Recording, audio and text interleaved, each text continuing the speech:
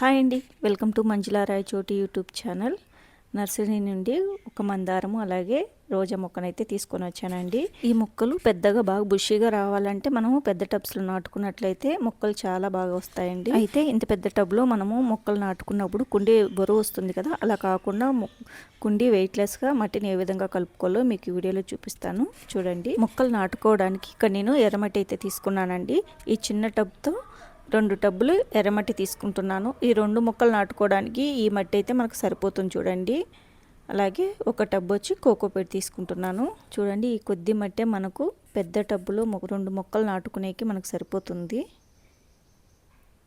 ఈ కోకోపీటు ఈ మట్టి మొత్తం కలిసే విధంగా కలుపుకోవాలి చూడండి. ఈ విధంగా మొత్తం ఒకసారి కలుపుకోవాలి. ఇప్పుడు చూడండి, ఇక్కడ మనం పెద్ద టబ్లో మొక్కలు నాటుకునేటప్పుడు అడుగు భాగాన ఈ కిచెన్ వేస్ట్ అయితే వేసుకోవాలి. ఈ కిచెన్ వేస్ట్ కోసము మన దగ్గర అన్నపు గింజల పొట్టు, అలసంద పొట్టు, అలాగే చెనక్కాయ పొట్టు, ఇలా మనము పూజకు తీసేసిన పువ్వులు ఇలా టబ్కి అడుగు భాగంలో వేసుకున్నట్లయితే మనకు కుండి బరువు లేకుండా మొక్కకు కూడా మంచి ఎరువు అయితే రెడీ అవుతుందండి.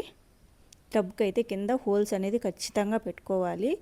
మనకు వాటర్ అనేది నిలబడిందంటే వేర్లు మొక్కకి కుళ్ళిపోతాయండి.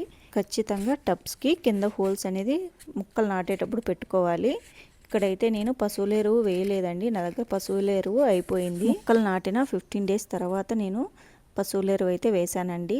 అయినా కూడా మనకు మొక్కలు చాలా బాగా వచ్చాయి. మీకు ఈ వీడియో లాస్ట్ వరకు చూడండి. మనము పశువుల ఎరువు వేయకన్నా కూడా మొక్కలు చాలా బాగా వచ్చాయి. మీ దగ్గర పశువుల ఎరువు ఉన్నట్లయితే ఈ మట్టితో పాటు కలిపి ఈ విధంగా అయితే మొక్కగా నాటుకోండి. ఇక్కడ చూడండి, టబ్బుకు నేను సగభాగానికి మాత్రమే మట్టి పోసుకున్నాను. ఇలా మొక్క నాటినాక మిగతా మట్టిని టబ్లో వేసుకోవాలి. నర్సరీ నుంచి తెచ్చిన మొక్కలు నాటుకునేటప్పుడు ఇలా అడుగు భాగాన ఉండే మట్టిని సగం అయితే తీసేయాలండి. మిగతా సగము మొక్కకి అలానే ఉండేలాగా చూసుకోవాలి. ఇలా మొక్క పెట్టడం వల్ల మనం వేసిన మట్టిలోకి రూట్స్ అనేది ఈజీగా వెళ్ళగలుగుతాయి.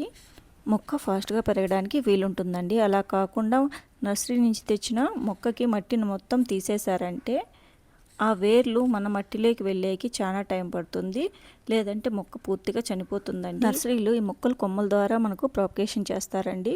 రూటింగ్ హార్మోన్ అలాగే కెమికల్తో కూడిన ఫెర్టిలైజర్తో ఈ మొక్కలు పెంచుతారు కాబట్టి రూట్స్ అనేది తొందరగా ఫామ్ అయి ఉంటాయి. ఆ మట్టిలో మన రూట్స్ అనేది కొత్తగా వచ్చి ఉంటాయి. మనం మట్టి మొత్తం తీసేసామంటే మనం మొక్క నాటుకున్నప్పుడు మొక్క చనిపోవడము, లేదంటే మొక్క తొందరగా ఎదక్కన ఉంటుంది. అలా కాకుండా ఈ విధంగా అయితే నాటండి. మొక్క అస్సలు చనిపోదు, చాలా బాగా వస్తుంది, తొందరగా మనకు మొక్క గ్రోత్ ఉంటుందండి. ఇక్కడ నేను మిగతా మట్టిని కూడా టబ్లో వేసుకున్నాను చూడండి. పైన కొద్దిగా అయితే మట్టిని వేయలేదు.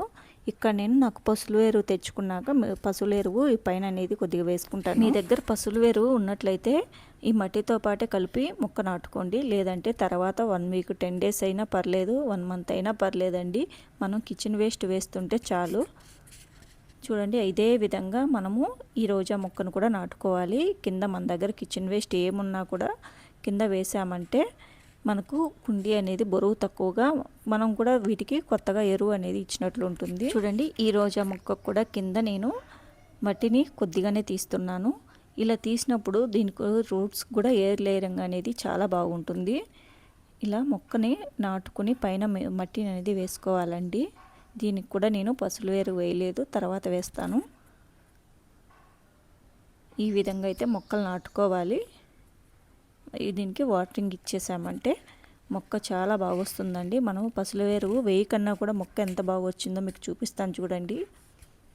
పువ్వులు కూడా చాలా బాగా వచ్చాయి, కొత్త చిగురులతో మొక్క చాలా బాగుందండి. మనము కుండీ కూడా ఎత్తగలిగేంత వెయిట్లెస్గా ఉంటుంది. ఇక్కడ నేను పశువుల ఎరువు అయితే అస్సలు వేయలేదండి. అయినా కూడా మొగ్గల నుండి రోజు పువ్వులు అయితే వస్తున్నాయి. ఇక్కడ నేను నేలగోరెంట గింజలు వేశాను, అవి కూడా మనకు మొక్కలు వచ్చాయి చూడండి.